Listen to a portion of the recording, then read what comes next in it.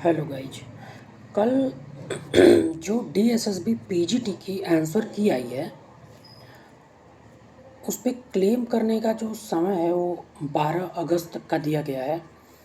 तो first paper में तो उतना आइडिया नहीं है, लेकिन जो हिस्ट्री वाला पोर्शन है उसमें 3 से 4 क्वेश्चन ऐसे हैं जिनको क्लेम किया जा सकता है और वो क्लेम सही भी है। तो उनमें से एक पहला क्वेश्चन जो है, एक क्वेश्चन पूछा हुआ था गुप्त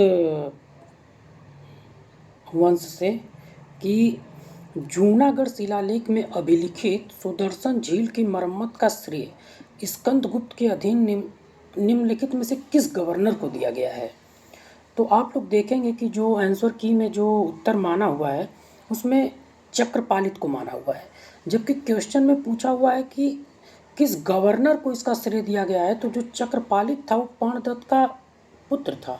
तो यहाँ पे जो उत्तर होना चाहिए था वो पर्णदत्त होना चाहिए था, लेकिन चक्रपालित दे दिया गया है, क्योंकि ये तो हम लोगों को भी पता है कि चक्रपालित ने जो है सुदर्शन झील का पुनर्निर्माण करवाया था और वो पर्णदत्त का पुत्र था। तो क्वेश्चन जो पूछा गया है कि किस गवर्नर को इसका श्रेय दिया जाता है, तो मुझे लगता है कि इसमें चक्रपालित की जगह पर्णदत्त होना चाहिए था। ये नहीं पूछा गया था कि स्कंदगुप्त के समय में किसने सुदर्शन झील का पुनर्निर्माण करवाया था।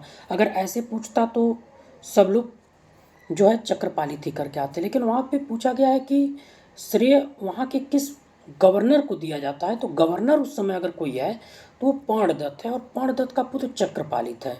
तो इसका उत्तर मेरे हिसाब से जो है पर्णदत्त होना चाहिए।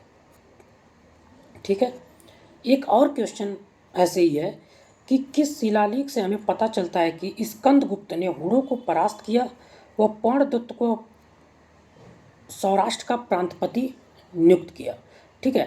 तो आप लोग देखेंगे कि हुड़ों के आक्रमण की जानकारी कहा जाता है कि स्कंदगुप्त के टाइम में एक भीतरी अभिलेख है, उससे भी मिलता है। भीतरी अभिलेख डायरेक्ट हुड़ों से नहीं, उसमें पुष्यभूति शब्द का प्रयोग किया गया है, लेकिन जो जूनागढ़ अभिलेख में उसमें साफ साफ कहा गया है कि इसने हुड़ों को परास्त किया। तो जो आंसर की आई है उसमें सौराष्ट्र का प्रांतपति नियुक्त करने और हुड़ों के आक्रमण के उल्लेख में जो आंसर मान लिया वो भीतरी अभिलेख मान लिया है। तो अगर केवल हुड़ों के आक्रमण के संबंध में पूछा रहता तो एक बार को भीतरी अभिलेख एक्सेप्टेबल है, लेकिन जूनागढ़ अभिलेख में ही इस बात का उल्लेख है कि पर्णदत्त को उसने अपना प्रांतपति नियुक्त किया था और उसी में उसके साथ इसका भी उल्लेख है कि हुड़ों का आक्रमण हुआ था। तो दोनों का एक साथ उल्लेख जो है वो जूनागढ़ अभिलेख में है। तो इसका तो किसी भी आधार पर भीतरी अभिलेख उत्तर नहीं होगा। इसका जो उत्तर होना चाहिए था वो जूनागढ़ अभिलेख होना चाहिए था। तो इस क्वेश्चन पे भी क्लेम किया जा सकता है।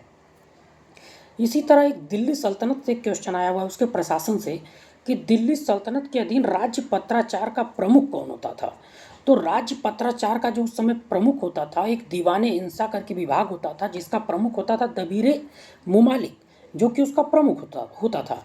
लेकिन जो आंसर किया ये उसमें मान लिया गया है काजी उल मुमालिक, जो कि पूरी तरह से गलत है। ये बहुत सारी किताबों में लिखा हुआ है, चाहे हरिश्चंद्र वर्मा, सतीश चंद्रा, आप चाहे कोई भी किताब पढ़ेंगे तो उसमें दीवाने हिंसा का जो प्रमुख दबीर मुमालिक है वही शाही पत्राचार राज्य पत्राचार के लिए क्या है उत्तरदायी है।